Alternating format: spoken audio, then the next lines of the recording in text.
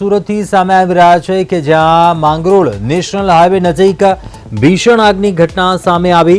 નંદાવ ગામની સીમમાંથી પસાર થતા હાઈવે નજીક આગ લાગવાની ઘટના સામે આવી છે।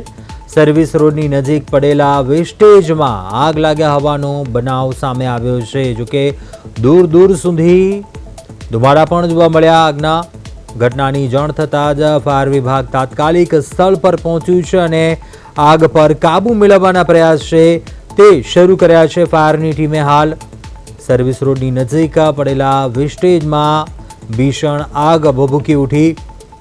જોકે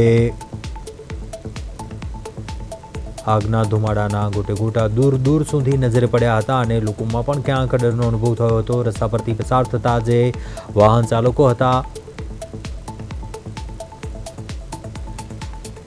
નંદાવ ગામની સીમ નજીક પસાર થતા હવે નજીક આ બનાવ બન્યો છે। સર્વિસ રોડની નજીક પડેલા વેસ્ટેજમાં આગ ભભૂકી ઉઠી। જોકે બનાવની જાણ ફાયરની ટીમને કરવામાં આવતા તાત્કાલિક ફાયરની ટીમ છે તે સ્થળ પર પહોંચી હતી અને હાલ આગ પર કાબુ મેળવવાના પ્રયાસો છે તે હાથ ધરવામાં આવી રહ્યા છે। સુરતના માંગરોળમાં નેશનલ હાઈવે નજીક ભીષણ આગની ઘટના।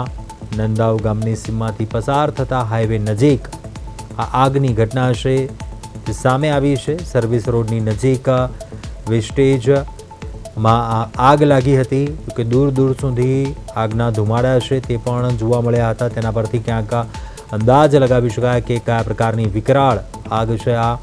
કે બનાવની જાણ ફાયર ટીમને કરવામાં આવતા તાત્કાલિક ફાયરની ટીમ છે તે સ્થળ પર પહોંચી અને આગ પર કાબુ મેળવવાના પ્રયાસો છે તે ફાયર ટીમે હાથ ધર્યા છે।